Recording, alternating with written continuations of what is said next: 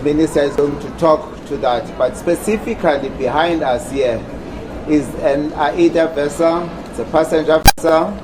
There were 6 passengers that had come into contact with the first case that was diagnosed with the virus, and they joined the ship, and it was on its way to Walvis Bay, and they started exhibiting symptoms. And when the ship was leaving Walvis Bay, coming back to Cape Town, we got that notification, and at the time we had put some measures as the country to say, how shall we deal with these incidents as they occur? And that was the precursor to the regulations that the minister is going to talk about today. And in respect of our response then, it was for us to determine the parameters around which we shall receive the ship, which when the ship docked, we landed those affected passengers, but we took a view that everybody stays on board until we understand the situation around those 6 passengers that we had identified. So behind you here, you have got people that are in quarantine on the ship, pending us understanding what happened to those cases. We have received the results for those tests, and they all have tested negative. The next step is for us to sit and see how do we handle the balance of the people that are on the ship, bearing in mind that this is the last call the ship is making in light of the barring of all cruise operations, which the ministers are going to talk about. So maybe then, for 2 reasons we're here. The minister needs to tell you and the country what it is that we're doing, and specifically, practically, how do we implement those measures? And we've got a case in point that we're going to talk about. Thank you very much. Thank you very much. So a practical demonstration of why we're here. We are going to take questions and answers, ladies and gentlemen, but very quickly, because this is not the only ship that we're going to be dealing with. I know that you have heard about MSC cruises. You will want to know about cargo vessels, etc. Minister Mbalula is then going to give us now a bit more detail about the regulations that are in place, what happens not only in this case, but in other cases as well. So I'm going to ask once again that our colleagues move the microphones, and let's hear from the Minister of Transport about what the maritime sector is doing to make sure that people are safe, that we mitigate the effects of COVID-19. His name is Sobantu Tilai. He's the CEO of SAMSA. I'm going to spell his surname Tilai. Well, thank you very much. I thought we introduced the entire panel before us, which will be ready to take questions. Before we... Hello, Mike. Yes.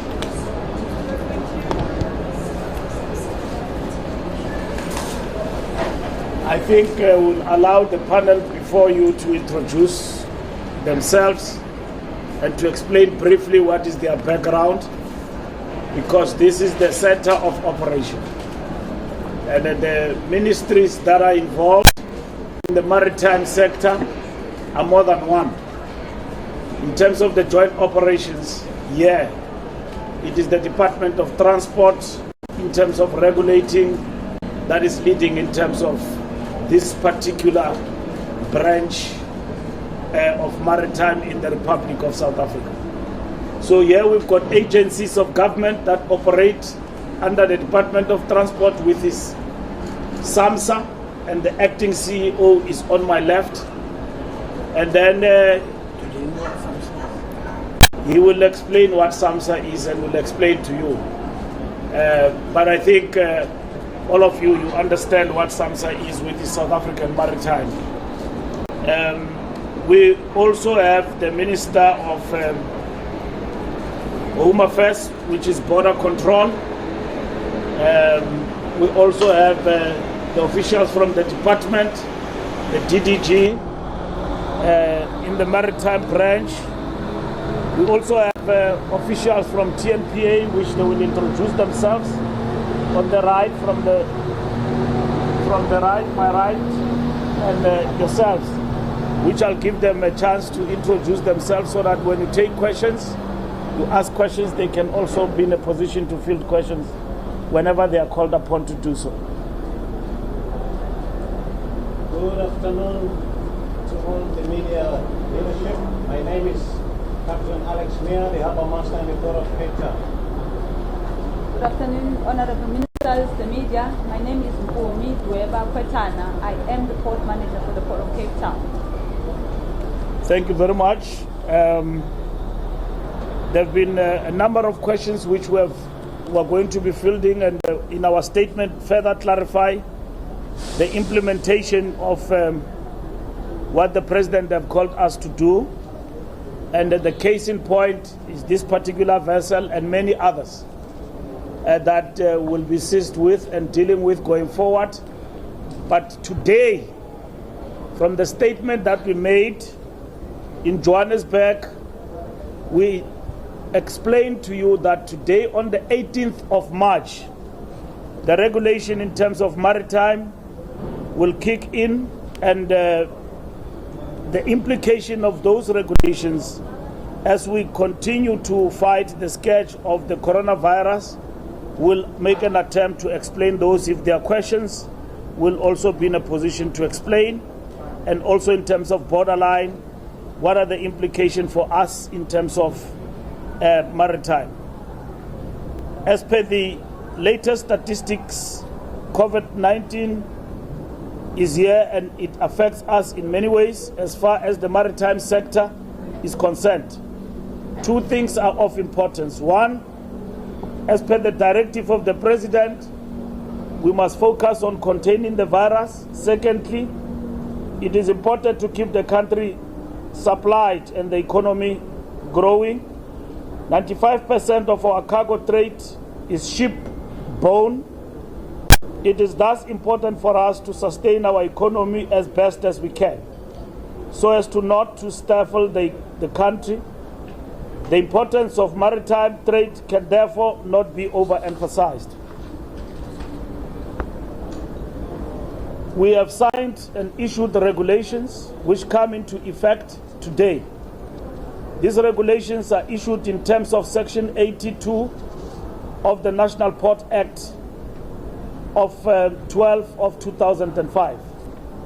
The regulations are intended and envisaged to supplement our current legal framework and to make provisions for the unfortunate scenario as the current pandemic. The regulations will strengthen the hand of our agencies and entities in the maritime sector, including the South African Maritime Safety Organization, which is SAMSA, the South African Ports Regulator, and the Transnet National Ports Authority, TNPA. These regulations take effect today, the 18th of March 2020, as earlier announced by the President and as gazetted today. The regulations provide for the operating authority to improve hygiene by regular sanitization as a preventative measure to mitigate the spread of the coronavirus. Key staff and those in the front line have to be provided with protective personal equipment and wear. The Ports Health section of the National Department of Health has heightened its screening of personnel and individuals with our ports of entry and also at 6 of the 8 seaports. The screening is important and will be continuous to identify possible cases. 2 seaports that don't have port health capability are Mossel Bay and Saldanha Bay in the Western Cape. The regulations prohibit a gathering of more than 100 people at a seaport. I don't know how many we are here, but we look like easily a number of 100. We could be illegal. No, We're not, we less than 100. The regulations prohibit a gathering of more than 100 people at a seaport. Movement of workers and people also has to manage to limit human interaction and promote social distance. The regulations give effect to the prohibition of embarkation and disembarkation of passengers at all the 8 seaports. The regulation gives effect to the prohibition of embarkation and disembarkation of passengers at all the 8 seaports. In terms of these regulations, no passenger vessels will be allowed in our ports. In essence, there is a total ban on cruise ships. This affects all leisure travelers with effect from today. No cruise ships will be permitted to call into South African ports or will anyway be allowed to leave our shores. The regulations also prohibit crew changes for all types of vessels, including merchant vessels. We are aware that in the normal course of ship operations, the local ship workers, stevedores, and other dock workers do come into contact with ship crews, and this is one point of possible contamination that we have requested port authorities to manage. Personal protective equipment and wear has to all be provided to these workers. All of our 8 seaport operations and cargo handling work will continue. The current regulations and measures do not prohibit trade. Cargo ships will still be allowed to call into our ports to offload and to load cargo. This is to minimize the adverse effects of the virus on our economy and our global trade position. As a coastal state, and we are a member of the International Maritime Organization, IMO, we have the responsibility over the vessels that transit our waters. In this regard, we anticipate cases where international shipping may need emergency assistance from the country, including medical evacuation and other emergencies, in which case we have an obligation to assist. Our responsibilities to comply are guided by the set of rules that guide the treatment of seafarers and the safe operation of vessels that transit our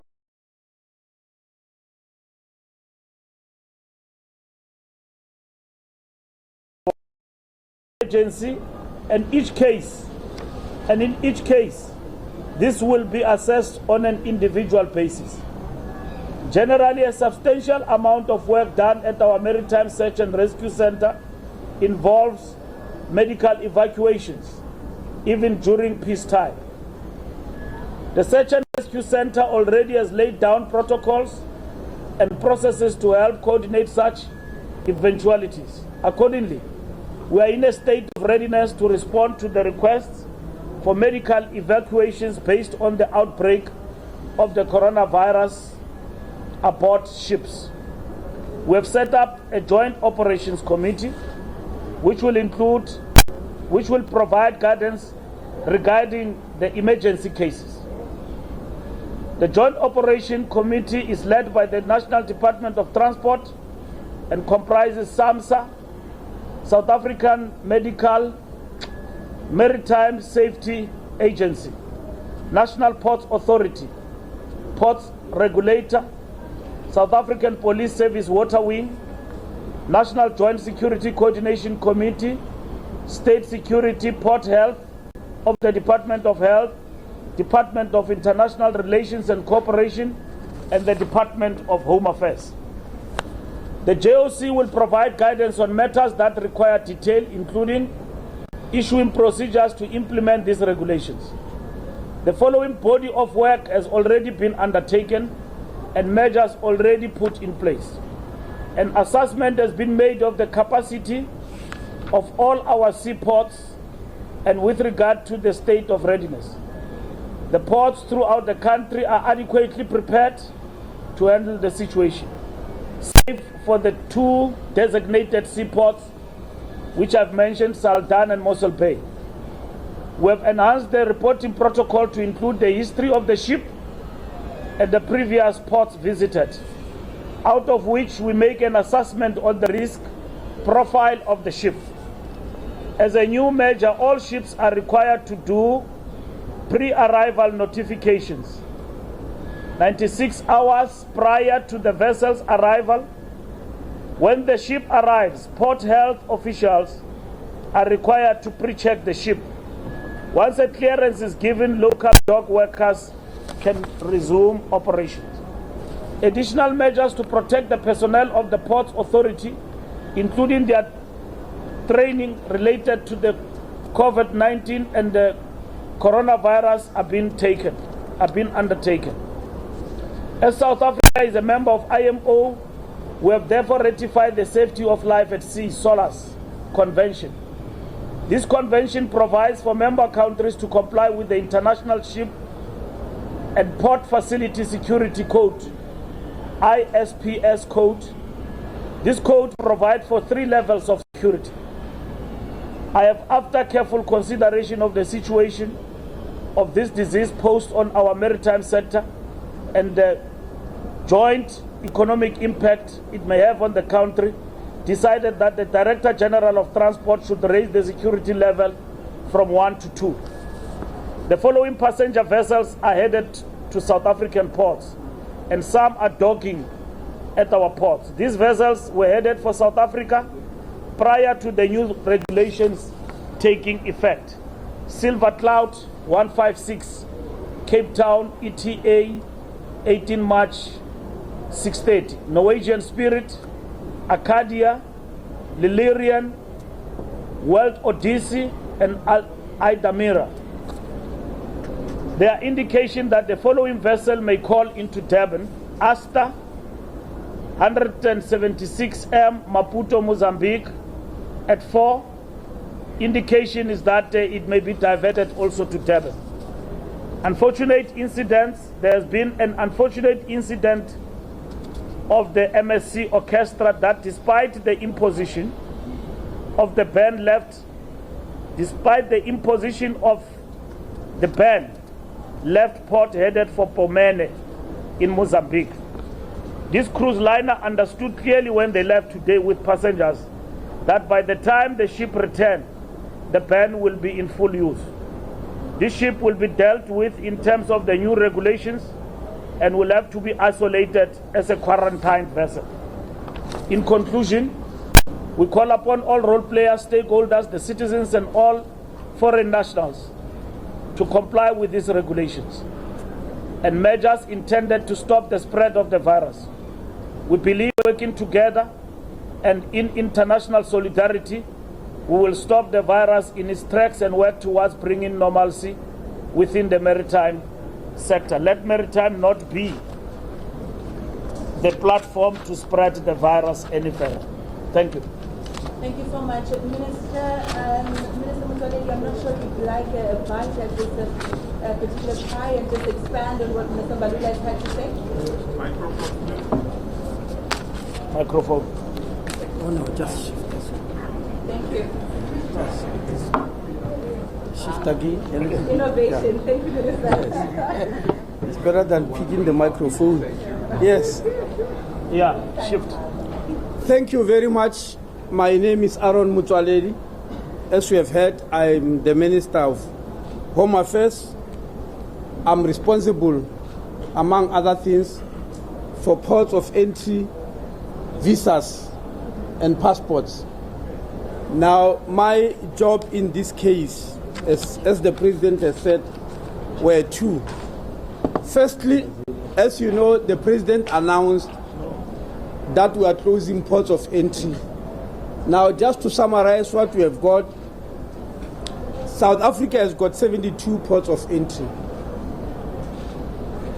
53 of them are land ports of entry, 11 are airports, 8 are seaports. Now, the 11 airports nothing is going to change.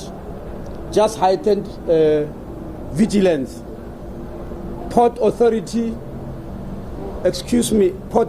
Authority, the health workers, in other words, will just be increased by the Department of Health, because they report to the Department of Health, the Department of Home Affairs. The 8 ports of entry, as the Minister have already said, we are interfering with only 2. We are interfering with Saldanha Bay and Mossel Bay, where passenger embarkation will not be allowed, crew changes won't be allowed, but normal cargo activity will still be allowed. Those are the only 2 we are interfering with. Otherwise, the other 6, just like the airports, there will just be heightened activity, especially from Port Health. Now, the land, I might just summarize, even though today we are at sea. We came for maritime platform, but just to complete the story, the land ports of entry that have been closed out of the 53 are 35. And all of them were using 2 criteria. The first criteria is that these were ports of entry where there was no commercial activity at all. It was just people moving in between our countries, people and cars, of course, but no commercial activity at all. The 7th criteria is that they did not have a presence of Port Health Authority. So there's never been health workers there who will be able to deal with your health. In fact, most of the 35 have had only 2 government entities. They had Home Affairs officials checking passport, and they had South African Police Services. So those 35 have been closed. As of this week, they are no longer functioning, which means we are remaining with 18 ports of entry. And this is how we have divided them. Between us and Zimbabwe, there's only 1 port of entry, which is the Bait Beach port of entry, a gateway to the rest of the continent. There is no way we'll close it. It used to have 124 staff members. We are going to add 20 more, because the 35 ports of entry we are closing had 90 staff members from Home Affairs. They are going to be redistributed to bolster work in the other ports of entry that are remaining. So 20 of them, in other words, an overwhelming majority, will be sent to the Bait Bridge. We used to have 4 border posts with Mozambique. We have closed 3 of them. We are remaining with only 1. We used to have 11 border posts with Eswatini. We are closing 6 of them.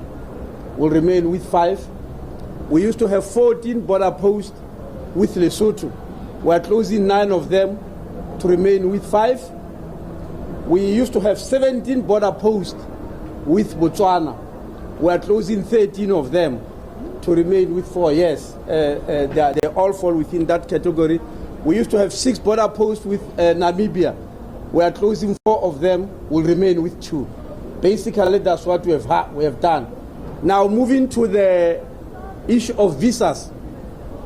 The countries that the President has mentioned, which are the high-risk countries, and I think amongst them is Italy, Germany, France, the UK, Spain, USA, and South Korea, and China.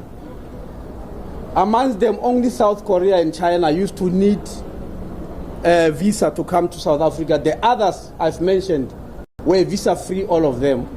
So now what is going to change?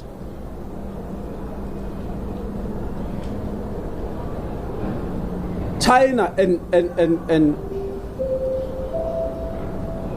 Iran, sorry. I forgot, among the high risk, there's also Iran, sorry, forgive me. China and Iran were the only ones which used to need passports. I mean, visas. I don't know what's happening. Let me drink some water and relax a bit. China and Iran were the only countries which used to need visas when they come to South Africa. Between January and February, we had issued in excess of 8,000 visas to China. Unfortunately, we have to revoke them. We are hereby revoking them. Between us and Iran, we have issued in excess of 400 visas between January and February. Unfortunately, we have to revoke them, and we are hereby revoking them. The other remaining countries that are of high risk, which mostly are European countries, including the US and South Korea, which used to come to South Africa passport free. Unfortunately, we had to invoke passport now. They have to apply for passports. And we are doing so because it is the only means in law that can effect the ban that the President has mentioned, that we are not to receive people from those high-risk countries. Remember, the list of high-risk countries has been compiled by the World Health Organization, not by ourselves. We just took the list, and said these countries used to come to South Africa without any visas.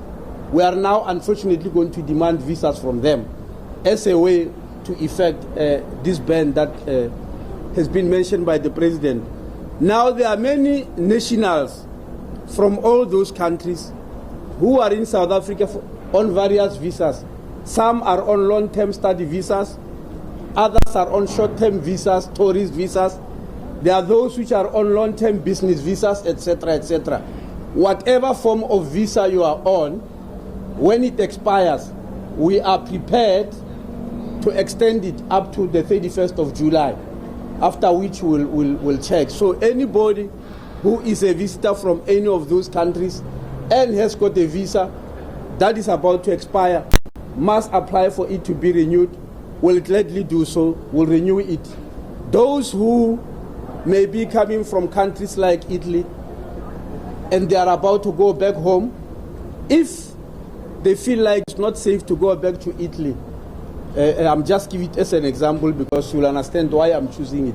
If people feel that it's not safe to go there and the visas are about to expire, we will, of course, renew them and keep them here and try to keep them as safe as we can. Remember that China has kept South Africans very safe. For a period of about 3 months, they all came back home.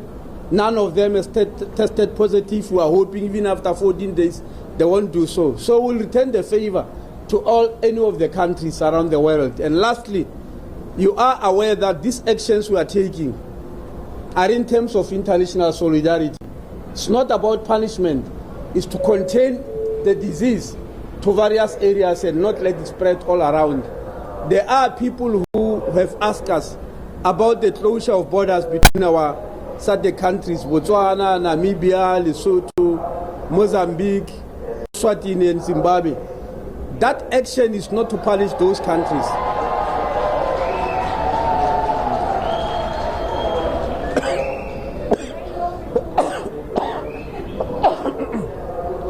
The action is not COVID. It's the water entered the wrong.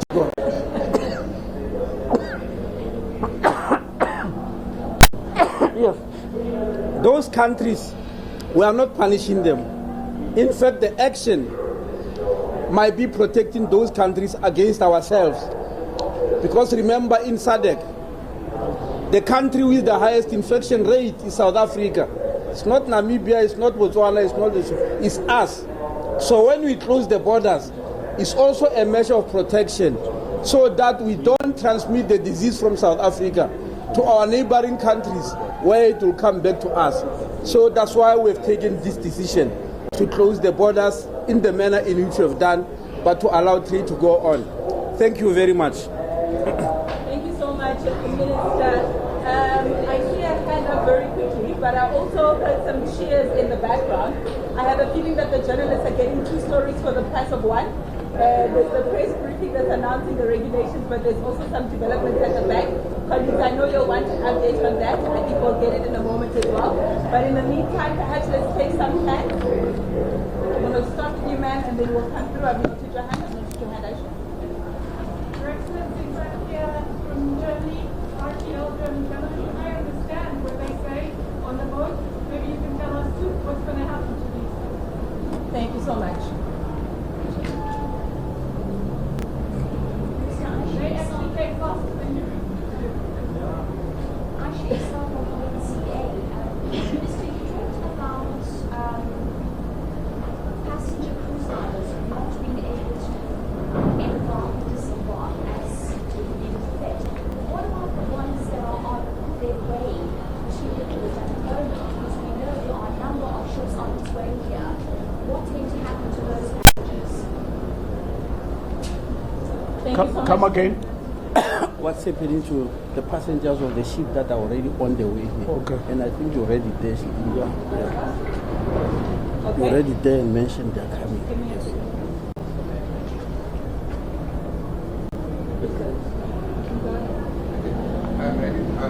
From Bloomberg. Any ship that comes straight into quarantine and has to go into quarantine, will it have to fly back to Eish. You've got a big competition, sir. We're used to addressing rallies, you see. Any ship that comes and has to go into quarantine, will it have to fly back to Quebec, what's known as Plane. Yeah, Mr. I also just want to find out if there's any indication when the ship is going to depart, and also if you could just provide some clarity. You are not targeting cargo ships, yet the scare occasioned by this ship came directly because of a crew member on a cargo ship. What's the rationale for targeting passenger liners exclusively and not cargo ships? And then, just by extension, could you, or SAMSA, or the port captain, or yourself, if you guys could really just indicate on what basis was the decision made in the scare for the ship to dock, essentially, on Monday, when, if you look at the global sort of responses, even now recently, is that the ships are quarantined off port, again, such as the example of the Corona, which is a couple of miles out to sea. Why is the ship here? Thank you so much. I'm glad you recognize that those are more operational and technical in nature, and so we've got some of the heads of entities who can assist us with that regard. Kaylin from IFSAS. I just would like to find out two crew members that were on the MV Corona cargo ship. What's the status of the health? Quite an ironic name, isn't it? Okay. Do we have a last hand for this first round? Yes, ma'am. Okay. I'm the port agent for both the Silver Cloud and the Norwegian Spirit. Silver Cloud is currently outside. She is busy running out of fuel. I would really like to know when I can bring that ship in. I also need to know if I can take the passengers off and send them home.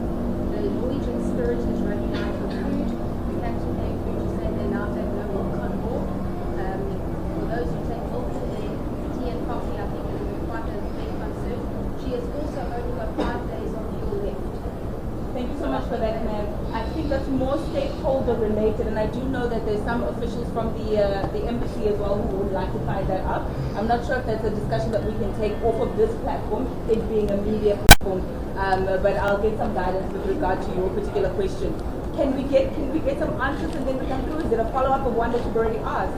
No, I just want to say one thing. I think it's really important that we report at this time practices. I feel highly uncomfortable here that everybody being practiced and associated.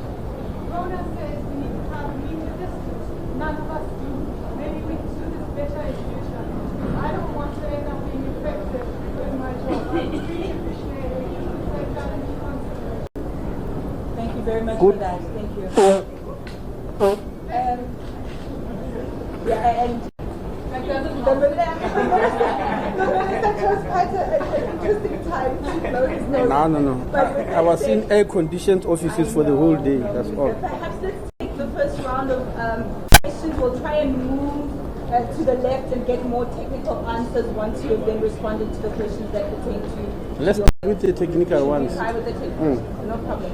We're going to need assistance with the microphone. Or I just move the one down. Can we get you to move? Sure. Yes. Thank you. Musical case. Thank you for the questions. I will start with this ship behind us. That question that was saying, why was the ship allowed into port? You would recall that we had a scare on the ship, and that was reported that those 6 people had come into contact with that case number 1 in the country. They had flown in. I'm not sure about the assertion that there was a link between these people and the cargo ship. That is not our information.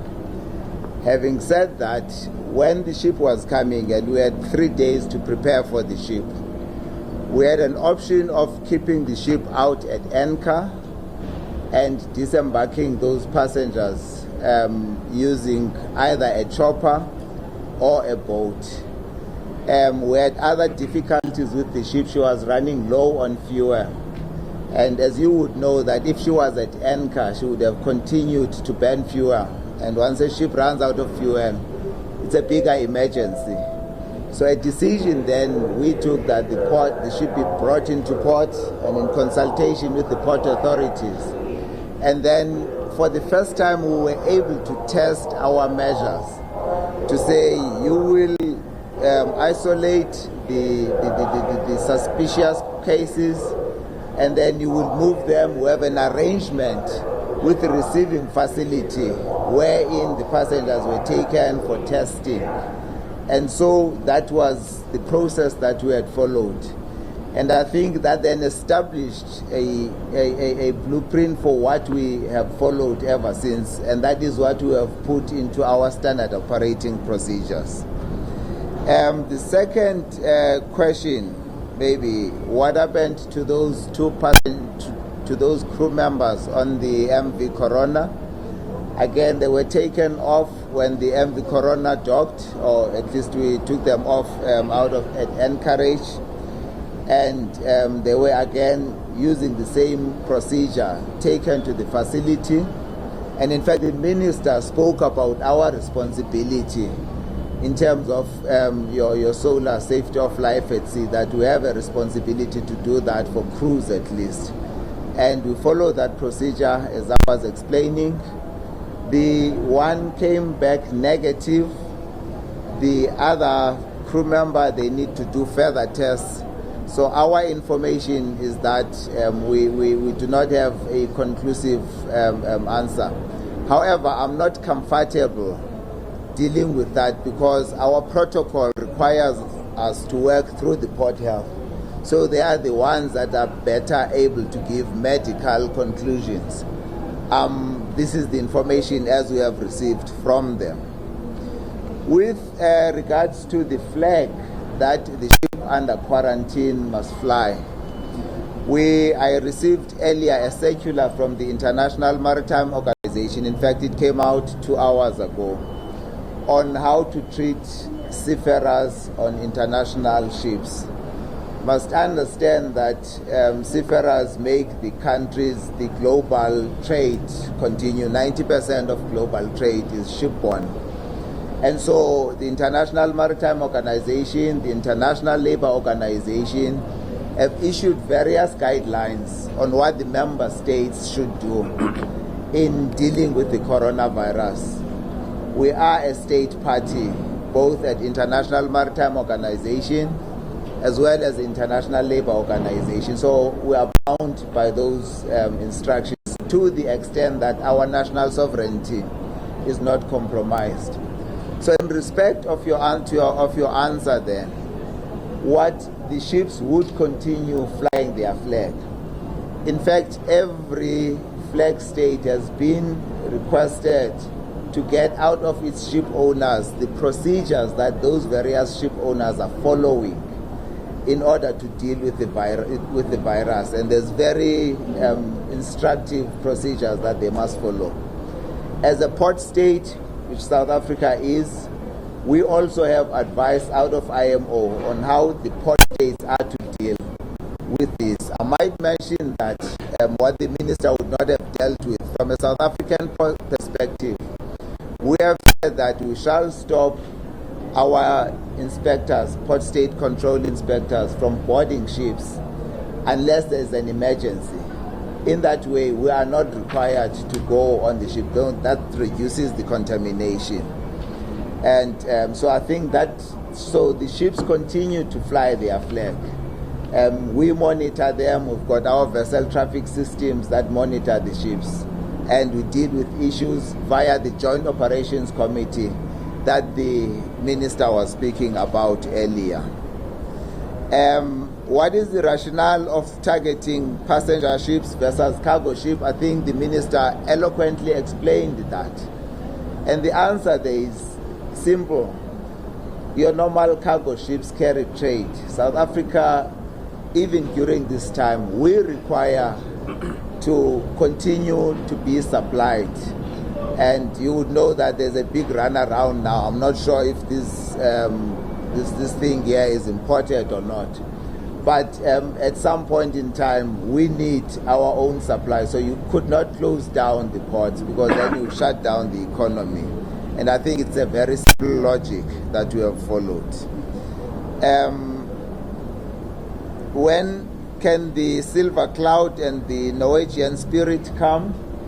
I think we shall take that to the Joint Operations Committee. And the reason being that in terms of the standard operating procedure we're establishing, it is to test what is the situation on board. So we are dealing with this on a case-by-case basis.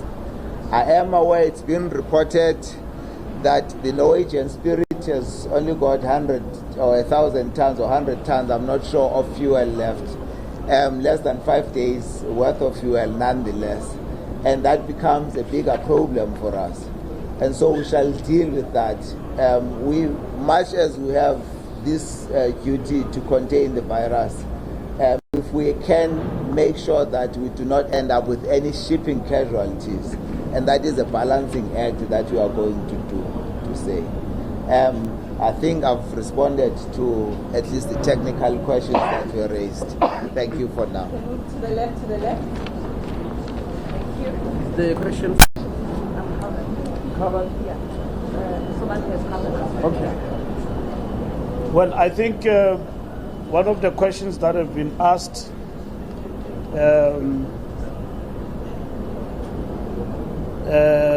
you will understand that before today, there were no regulations that determine as to what need to be followed when we are faced with situation like this. And then we've been using the handbook of the World Health Organization that was actually guiding us in terms of intervention. Today, what we are doing is to announce the regulations that are guiding us when we are confronted with challenges of this nature. And over and above that, we are making it very clear in terms of the regulations that the cruise season will be over with everyone, and even travelers. The question about the cargo not being targeted, there's no target. People come here and pass here because of different reasons. So it's not like we're going after people who are dealing with the virus. And when we are confronted with that, we need to respond informed by protocols and our own regulations, because we are enforcing the law, and that's what is important. So for someone to take a decision when they've been forewarned, and the President spoke about the fact that in the seas it will be no go-go, they decide to take passengers to dip in Mozambique. It's unfair. But we're not blaming anyone. We'll deal with that in terms of the regulations. And when the MSC ship comes back, everybody in that ship, like we said, will be subjected to the protocols and regulations that we are going to implement. And everybody must actually understand that. So we're clarifying these issues so that it is clear to everybody. What happens to passengers already on their way here? We have said that we need to know about how many? 96 hours. So that proper steps must actually be taken in relation to that. And then there will be no crew members will be allowed for disembarkation. And that is what is going to happen. going forward. So everyone must study the rules, the regulations, and understand their implementation. The joint operations that involve all the departments that I've actually mentioned are going to be coordinated to ensure that all hands are on deck, to ensure that the smooth implementation of ensuring that we are able to fight the scourge and keep to our protocols and the action plan we have agreed to. What happened to the passengers? You were supposed to answer the question about what happened to passengers, but you've got the report now that all those who were suspected to be positive, I think that was the translation that made people to clap, are now negative. So they've been cleared. So what happens to the ship, it's important that you must answer it so that we are clearer and clear about that particular point. You've got a point in terms of saying, why don't we follow the example of other countries? And I think with the prohibition that we did not have the regulations, that was the main case, but now that we've got, we should be in a position to move in a proper direction. So that means those ships coming will now not, they won't dock. I can say that. Is that right? Yes, they won't. Yeah. You want to answer? Yeah. I think the minister here and SAMSA dealt with the issue of this answer, why are we leaving cargo and stopping people? They've dealt with the economic part of it. That's adequate, that we don't want to close the economy. But we must also deal with the science part of it. What type of cargo will be carried from which country, where a virus will live for those number of hours and arrive here alive? I can't imagine any country. Yes, any coastal country where a ship will move from carrying cargo here to South Africa, it will never arrive here with any virus that's alive. So the science part of it also clears the cargo. I've been checking with the officials here who are dealing with the ship. The nearest country from here will be Namibia, will also be Mozambique. They all take more than 12 hours to arrive here, some up to 2 days and all that. So there's no worry about that. I know we've read lots of stories about the virus being carried on money, on many other things. Those are the things that, society will keep on talking about. But as far as we are concerned, the cargo is very safe and there's no problem about it. Thank you very much. I want Sobantu to clarify the question very clear with regard to what happens to the passengers already on their way here.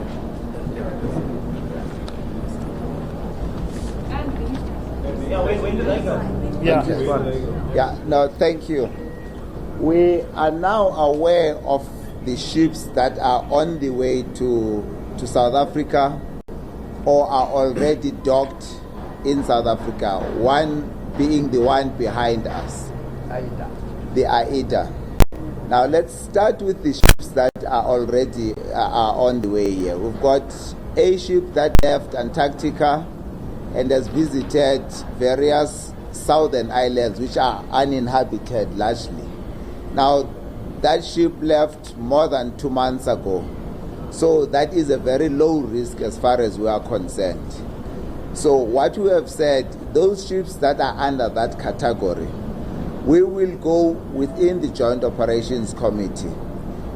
Firstly, maybe it is to say that only those ships that we are unnotified about, we shall handle. Any other ship that is not on the list, as the minister was saying, had better not come here, because then that ship can be diverted. I'm sure it's still closer to any other port where it came from. So let us deal with the headache that is already confronting us. And that was the issue that the minister was raising in terms of transitional arrangements.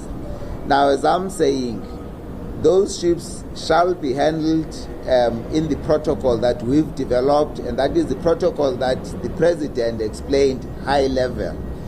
And it is the protocol that the aviation industry uses, that once we've determined the risk, then we shall deal with the disembarkation, quarantine, to have each one person get tested as they leave the ship. And we need to find a method to record those passengers, particularly those cases, so that we know, and that is contained in the regulations, that the port authorities must, as best as possible, record all of those cases so that we know exactly how to trace this. And colleagues, it is to manage the situation where there are already passengers coming here. So, to be very, very clear on the issue, the ship docks, we have done the risk assessment, we have gotten the pre-medical, pre-notification, the 96-hour, to tell us what is the situation on board. We are satisfied that those people can leave the ship. However, the next level of instruction kicks in, the quarantining and the handling of those passengers once they are here. And ideally for them to be leaving towards the airport and going to wherever. Those people are already at sea. With regards to this ship behind us, as I was saying, we have got notification that the 6 passengers that we had isolated have now come out clean, or at least clear. The next thing is to disembark these people. And again, we need to follow that protocol. See how we quarantine them, those that want to leave, what procedure we need to follow in them disembarking and in them joining the aviation. Most of them are obviously going to fly back home. And that is the procedure that we need to develop. And all that is going to come out of the Joint Operations Committee, because input must come from Port Health and all the other agencies that the Minister was talking about. I hope I'm very, very clear that, yes. Sorry to interrupt, but there was another question that also sought clarity of whether the MSC is also going to be treated like that when it returns. The MSC is going to be treated slightly worse than that because we need to ensure those are our understanding is that there are 2,800 passengers on board the MSC, and there is 900 all those passengers are South African. They left the port of Durban some 3 days or so ago. We are advised that they didn't disembark in any other port. So, but when they come back, we need to invoke strict measures such that we know exactly how to disembark those people. And that is a matter that we will only decide once the Joint Operations Committee has set to decide how do we handle that. I am aware also that amongst the crew on that MSC ship, we've got just over 200 crew out of the 900 that are South African. Our information is that that crew is not going to be required to disembark the ship. We are going to be speaking to MSC so that we can find a way of managing this unfortunate situation. And as I'm saying, that will be directed out of the Joint Operations Committee that is going to sit first thing tomorrow morning. I hope I'm being very clear on that one. Sorry, maybe you can clarify again. So, are they staying on the boat for now? Or is there no decision on them until tomorrow? On which ship, sir? No, this ship those people have been cleared on the ship. Now, the protocol for them disembarking is what we must agree on. So they're free to go, but we need to manage their disembarkation so that we know exactly how are we going to handle them. Now, we've requested the port authorities to firstly give us their names, their addresses, where they are going, so that we can track each one of them leaving the ship. This is the high-level procedure that we're going to follow. As I'm saying, I think nothing is going to happen to them, at least not for the balance of today. But as of tomorrow morning, we shall have finalized that procedure, and then we can let them disembark. Yes, for now. Sorry, what was that now? So the quarantine has been lifted. They are free to leave, but we just need to manage the protocol. Yes, that's what we're going to. Quarantine is lifted on the ship. The quarantine of the ship, yes, is lifted. No, they will not be able to leave today. All right, colleagues, do we have any other questions from journalists? Your I have questions are not noted adequate. stakeholders. You are opening us Stakeholders, up. I know that you've got some concerns. We opening will us up. have Your a questions separate are not engagement on the side because I'm just trying to get Questions through are the not media adequate. inquiries. The sound is not on our What are you side worried today. about? Yes, ma'am. They are not adequately I'm going to ask you to project. I apologize. I just have a question that comes from Compensation for Minister Marketplace. The countries with passports that previously did not need visas, do you foresee your latest announcement to only be a temporary matter? Any other questions, colleagues? Is that the last one? Everything we are doing now, according to announcement of the president, is temporary. It's towards fighting the coronavirus. I'm sure one day, when the World Organization announces that it's over, then we'll see how to reverse some of these things. None of this has never been intended to be permanent, unless something that is permanent produces such good present results that we want to keep it. But I don't know why. But for now, it's temporary. Thank you so much. Just come again.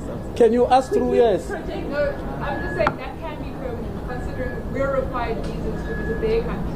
It doesn't work exactly like that, my dear. I know what you want to say talk about. You want to talk about the principle of reciprocity, to reciprocate. Yeah, that works in the book, but in the real world, it's not like that. Because when you decide whether to give a country a visa-free entry into a country, you consider three things. All over the world, they do that. You consider the sovereignty of your country and the security of the citizens. But you also consider developmental needs of your country, not that other country, yours. What is that which you need for your country to develop? And then you look at stability, whether after such a change there will be instability or no stability in the country. It might be that you need other country more than they need you. It happens quite often. And if you need them, you're going to allow them in. If they don't need you, they'll stop you from going in. That's how it works in the real world. Thank you, Minister. The very last question is? Just an update what will happen with the corona cargo ship. Will you be waiting for the further tests to be done on that crew member? Will they just be quarantined at the moment? No. Let the technician or people answer. Yes. Yes. There are two things that happen with the ship. When, in the event that it is crew, we've, as I was saying, taken them off the ship. Now they're waiting to hear what happens. And the reason that is important is that those crew members came into contact with other people. Now, if the test comes back negative, then you leave the quarantine and the ship is able to sail. In any event, if that one is found not to be able to go on board, then the ship is not properly manned. And that is a case between the flag state and the ship owner that needs to be dealt with. So to answer your question, we're going to wait for that answer. We're going to wait for the answer on those tests. Thank you so much. Mbalula? No. Thank you. Ladies and gentlemen, thank you very much for your time. Thank you for listening in. Even though it was a little bit difficult to hear, we do appreciate your time and have a good day. Thank you. Excuse me, sir. Sorry.